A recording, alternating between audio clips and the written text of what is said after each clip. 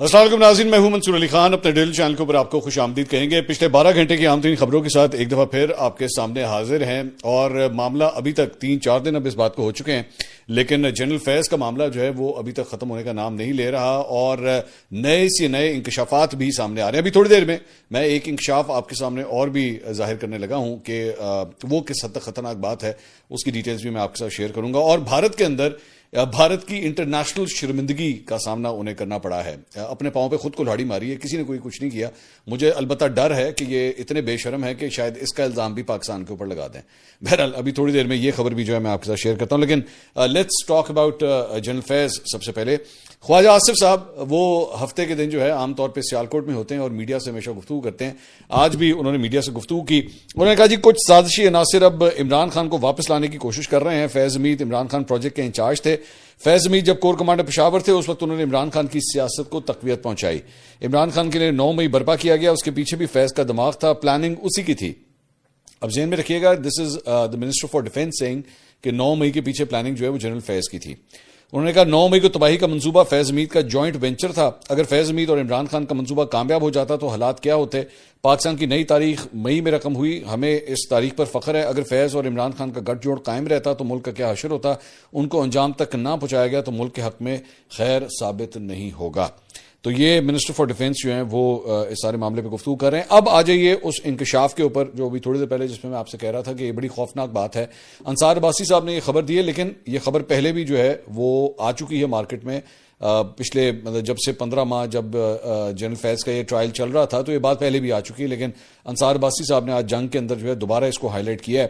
انہوں نے کہا جی باخبر ذرائع کے مطابق 14 سال قید کی سزا پانے والے سابق ڈی جی ISI lieutenant general Faiz Hameed پر یہ الزام بھی عائد ہوا ہے کہ وہ ریٹائرمنٹ کے بعد بعض خفیہ سرکاری دستاویزات اپنے پاس رکھے ہوئے تھے، حالانکہ وہ اس کے مجاز نہ تھے. ذریعے نے یہ نہیں بتایا کہ یہ کون سی دستاویزات تھیں جن کے حوالے سے فیض حمید پر یہ الزام عائد کیا گیا. ISPR نے تفصیلات ظاہر نہیں کی. تاہم ذریعے کے مطابق آفیشل سیکرٹ ایکٹ کے تحت ایک الزام ریٹائرمنٹ کے بعد خفیہ سرکاری دستاویزات اپنے پاس رکھنے سے متعلق تھا، حالانکہ وہ یہ دستاویزات اپنے پاس رکھنے کے مجاز نہ تھے. سیاسی سرگرمی کے الزام کا تعلق ان کی سیاستدانوں سے ملاقاتوں اور روابط سے تھا. اچھا، اب ظاہری بات ہے کیونکہ یہاں پہ یہ تو نہیں بتایا گیا کہ کس قسم کے ڈاکومنٹس تھے جو جنرل فیض جو ہیں وہ اپنے ساتھ لے گئے تھے، لیکن جسٹ امیجن مطلب he was Pakistan's prime spy master. مطلب پاکستان کی پوری جو سب سے بڑی انٹیلیجنس ایجنسی ہے اس کو وہ ہیڈ کر رہے تھے. اب کس قسم کے ڈاکومنٹس کا ایکسس جو ہے وہ ان کے پاس ہو سکتا تھا. مثال کے طور پہ آپ کے ایجنٹس کی پوری لسٹ ہو سکتی تھی، ٹھیک ہے، جو پاکستان کے اندر آپریٹ کر رہے ہیں یا پاکستان سے باہر آپریٹ کر رہے ہیں. اس کے علاوہ آپ کے سیف ہاؤسز کدھر کدھر ہیں، آپ کے ایسٹس کون کون سے ہیں. یہ تمام انٹیلیجنس رپورٹس جو ہوتی ہیں وہ ظاہری بات ہے ان کا ایکسس جو ہے وہ ایک ڈی جی ISI کے پاس، کوئی بھی ڈی جی ISI ہو، ناٹ جسٹ جنرل فیض، ان سے پہلے کے یا موجودہ کسی کے پاس بھی ہو سکتا ہے. اب وہ کون سے ڈاکومنٹس لے کر گئے ہیں، میں اس کے اندر تھوڑی سی چیزیں جو ہے وہ میں اور آپ کے ساتھ ایڈ کر دیتا ہوں. اور وہ یہ ہے کہ جب بیسکلی جنرل فیض کو گرفتار کیا گیا تھا اور ان کے گھر سے گرفتار کیا گیا تھا، یہ مجھے آج بھی یاد ہے، اور بغیر اطلاع کے obviously گرفتاری جب آپ نے کرنی ہوتی ہے تو آپ پہلے انفارم تو نہیں کرتے نا، اسی آ رہے تھا پھڑن لی. تو جب یہ گرفتاری ایکچولی عمل میں لائی گئی تھی اور اس وقت ان کے گھر کی جب تلاشی لی گئی تھی تو تب مبینہ طور پہ یہ کہا جاتا ہے، رپورٹ ہوا تھا کہ تب چند ڈاکومنٹس ایسے جو تھے وہ ان کے گھر سے ملے تھے جو بیسکلی ISI سے ریلیٹڈ ڈاکومنٹس تھے جو آفٹر ریٹائرمنٹ آپ کے پاس نہیں ہونے چاہیے تھے. جب آپ ظاہری بات ہے اپنا عہدہ چھوڑتے ہیں، اور ظاہری بات ہے ان کو وہاں سے بطور ڈی جی ISI وہاں سے یہ نہیں کہ وہاں سے ان کی ریٹائرمنٹ ہوئی تھی. یہ پہلے کور کمانڈر پشاور بنے تھے، اس کے بعد کور کمانڈر بہاولپور بنے تھے، اس کے بعد ان کی ریٹائرمنٹ ہوئی تھی.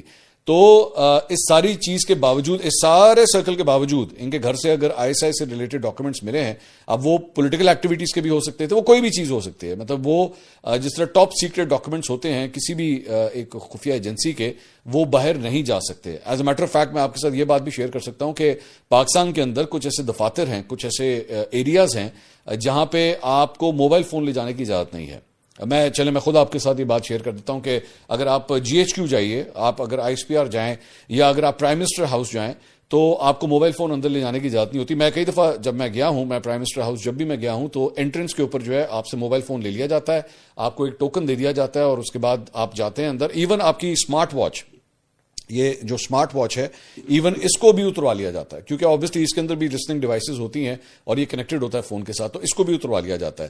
تو یہ وہ ہاٹ اسپاٹس ہوتے ہیں، ایسے ایریاز ہوتے ہیں، ہائیلی سینسٹیو ایریاز ہوتے ہیں جہاں پہ اس حد تک خیال رکھا جاتا ہے کہ کسی قسم کا کوئی اسپائن نہ ہو جائے یا کہیں پہ کوئی ایسی لسننگ ڈیوائس نہ آ جائے، یہاں پہ کوئی چیز پلانٹ نہ کر دی جائے.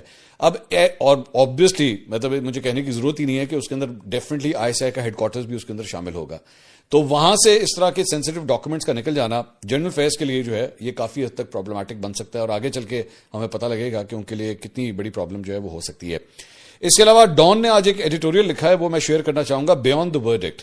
اس میں اس کا ٹرانسلیشن میں آپ کے ساتھ شیئر کر دیتا ہوں. کہتے ہیں جی، فوجی عدالت کی جانب سے ریٹائرڈ لیفٹیننٹ جنرل فیض حمید کو سنائی گئی 14 سال قید کی سزا کئی حوالوں سے غیر معمولی اور غیر متوقع تھی.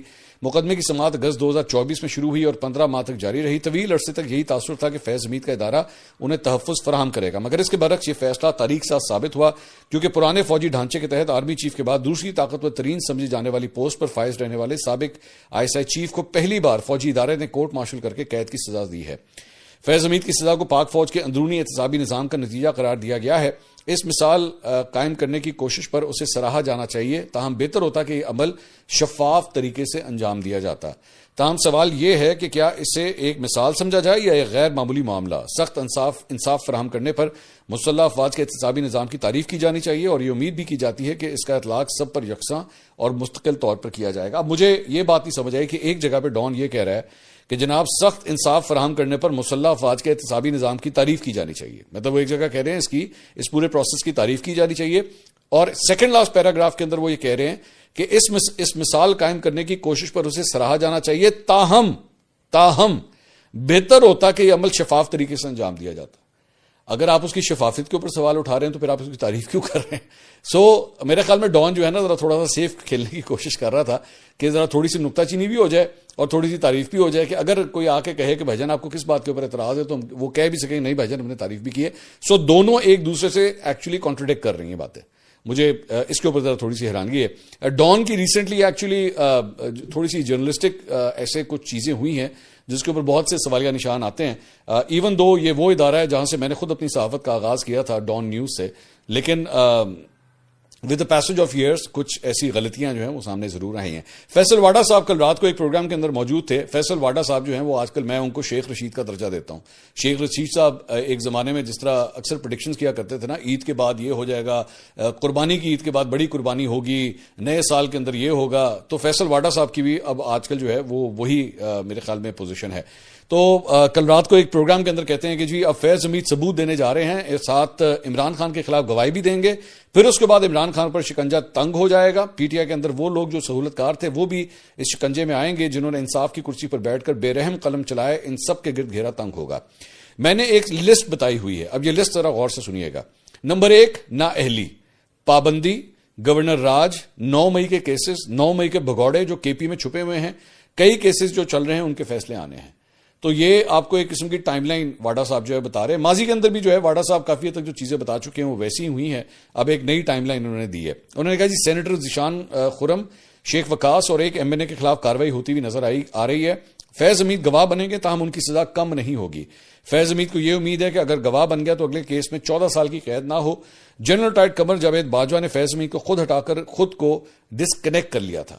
تو یہ جو بات اب یہ کہہ رہے ہیں نا جنرل قمر جاوید باجوہ کے حوالے سے، میں نے اس لیے کل رات کو میں شاہ زیب خانزادہ کے شو میں بھی بیٹھا ہوا تھا، میں نے ادھر بھی یہ بات کی تھی اور میں نے اپنے ویلاگس کے اندر بھی یہ بات کی ہے کہ یہ جو بار بار چند سیاسی رہنما جو بار بار بات کر رہے ہیں کہ جناب جنرل باجوہ کے اگینسٹ یہ ہو جائے گا وہ ہو جائے گا، آج کی تاریخ میں as I speak right now مجھے فی الحال جنرل باجوہ کے اگینسٹ کوئی کاروائی ہوتی ہوئی نظر نہیں آ رہی.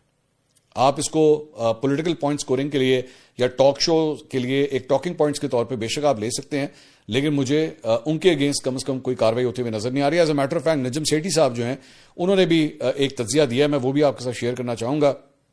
انہوں نے بھی یہ بات کہی ہے کہ میرا خیال ہے جنرل باجوہ کو بلا لیا جائے گا. انہوں نے اپنے شو میں کہا ہے کہ میرا خیال میں جنرل باجوہ کو بلا لیا جائے گا مگر ان کے خلاف کاروائی نہیں ہوگی. تو سیٹھی صاحب کی چڑیا اور ہمارا کبوتر دونوں ایک ہی جگہ سے اڑ کے آئے ہیں میرے خیال میں، جو یہ بتا رہے ہیں کہ جنرل باجوہ کے خلاف فی الحال کاروائی ہوتی ہوئی نظر نہیں آ رہی. سوال ہی پیدا نہیں ہوتا. انہوں نے کہا کہ کسی سابق آرمی چیف کا ٹرائل ہو جائے.